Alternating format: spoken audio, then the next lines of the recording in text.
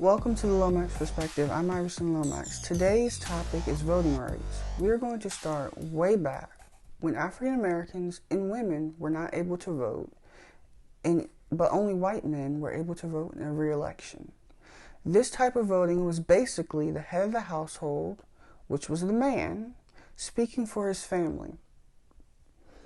They would basically choose who got into office and who didn't. Not until the 3/5 Compromise came into law after the delegates from the northern and southern states at the U.S. Constitutional Convention in 1787, this would allow three-fifths of the slave population to be counted, which means every 3 slaves were counted as one person. This determined direct taxation of the states and who represented them in the House of Representatives. Not until 1868, when the 13th Amendment gutted the 3/5 Compromise. Later in history, in 1920, the 19th Amendment was passed that gave suffrage to women, but only white women. Not until the 1960s, African Americans were not able to vote in any election. If they tried to register, they would get a literacy test and end up failing because the person administering would be against voting, or there was no law that said they had to pass them.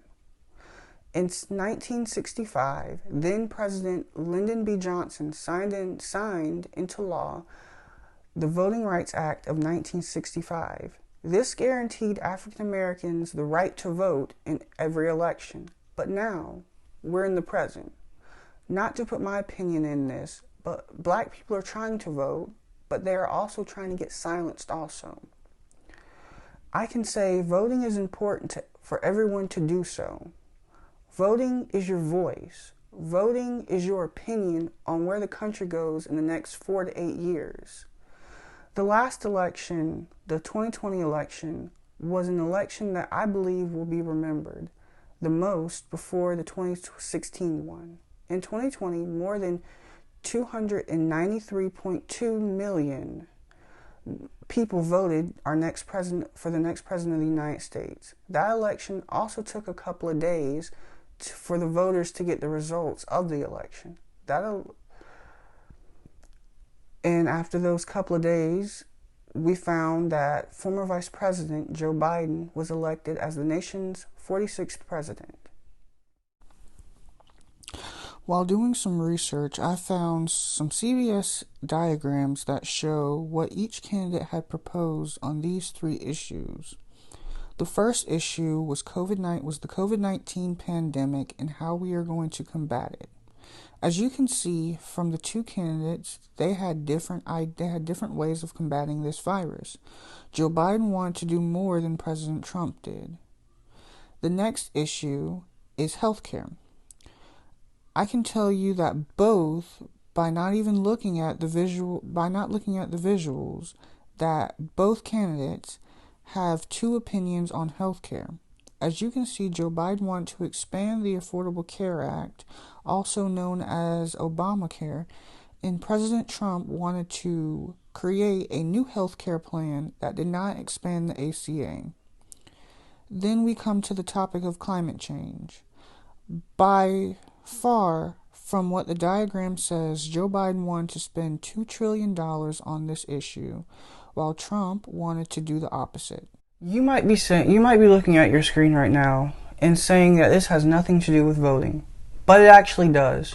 Whoever you vote for, it is important for you to understand what that specific candidate is promoting and what they believe in, because you don't want to support a candidate that has opposing opinions on issues that you care deeply about.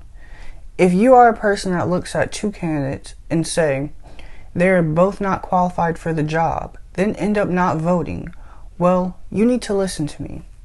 You need to look at the issues that are being presented and see what both sides say they're going to do to fix the issue, and make your judgment on who should be the next person that represents you.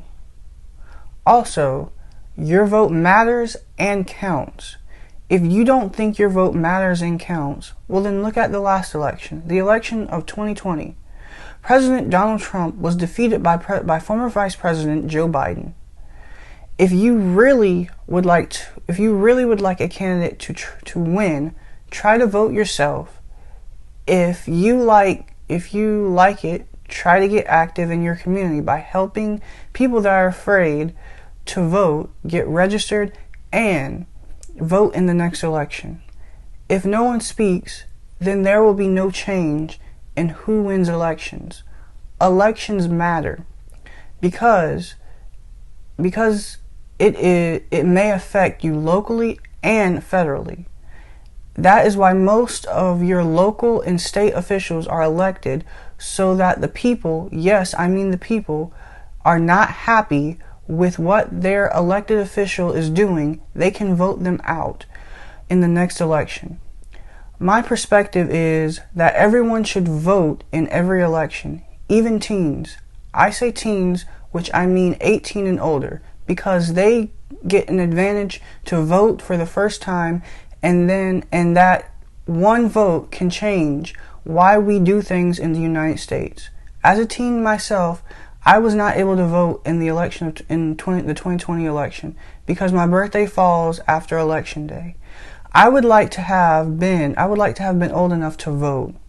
Also, as a teen, do not be afraid to look up issues and look at them precisely to make your verdict on who you vote for. And just for a reminder, your vote does count.